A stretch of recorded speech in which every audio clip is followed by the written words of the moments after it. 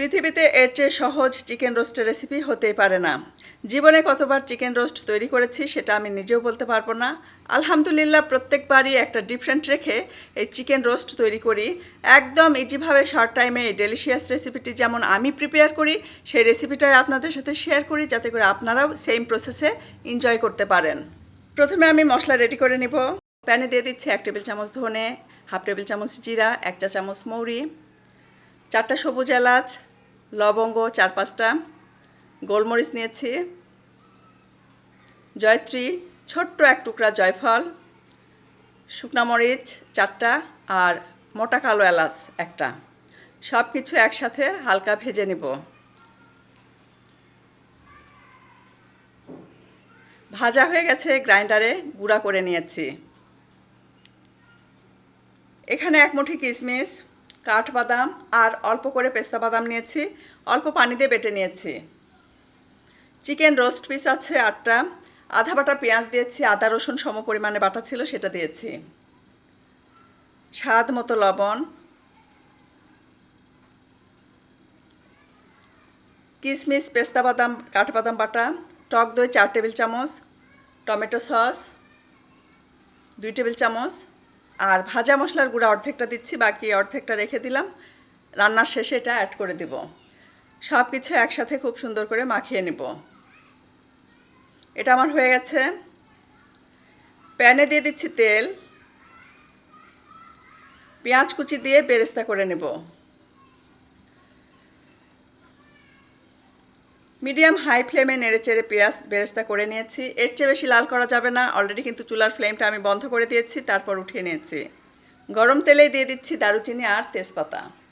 নেড়েচেড়ে এই গরম তেলটা এখন রোস্টের পিসের ভেতরে দিয়ে দিব।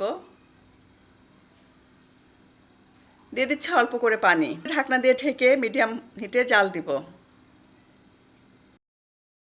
দেখতেই পাচ্ছেন এ পর্যায়ে কিন্তু যথেষ্ট পানি বের হয়েছে। দিয়ে দিচ্ছি কাঁচামরিচ কুচি, বাকি ভাজা মশলার গুঁড়াটা। ঢাকনা দিয়ে ঢেকে দিব, পানি শুকিয়ে আসা পর্যন্ত অপেক্ষা করব। পুড়ে যেন না যায়, অবশ্যই কেয়ারফুলি কিন্তু কাজটা করতে হবে। এ পর্যায়ে দেখতেই পাচ্ছেন পানি শুকিয়ে গেছে। এখানে ইম্পর্টেন্ট যে কাজটা করতে হবে সেটা হচ্ছে একদম স্লো ফ্লেমে ঢাকনা দিয়ে ঢেকে রেখে দিব, যাতে করে রোস্টের গায়ে একটা হালকা দাগ চলে আসে, ঠিক জাস্ট লাইক দিস, এরকম একটা দাগ চলে আসে। এতে করে যেটা হবে, মশলাগুলো ভাজা হবে, রোস্টের ভেতরে একটা গন্ধ থাকে, পানি থাকে, এগুলো দূর হয়ে যাবে, খুব সুন্দর একটা স্মেল বের হবে। ঠিক সে পর্যায়ে আমি এর ভেতরে দিয়ে দিলাম 1.5 কাপ লিকুইড দুধ আর অল্প পানি।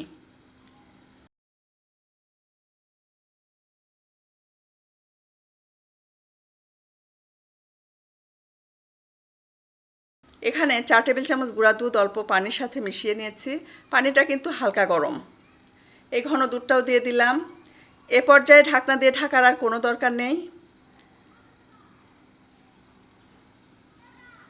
পানি শুকিয়ে আসা পর্যন্ত ওয়েট করতে হবে। দিয়ে দিচ্ছি স্বাদ মতো চিনি 2 টেবিল চামচ। দেখতেই পাচ্ছেন কালারটা কিন্তু চেঞ্জ হয়ে গেছে, পানিটাও শুকিয়ে গেছে। দিয়ে দিচ্ছি ভাজা বেরেস্তা, আবারও একটু কাঁচা পাকা মরিচ, বাটার দিয়ে দিচ্ছি, চাইলে বাটারের পরিবর্তে ঘি ব্যবহার করতে পারেন। দিয়ে দিচ্ছি কিশমিশ। এখন যে কাজটা করব, অবশ্যই স্বাদ মতো অল্প করে লেবুর রস দিতে হবে।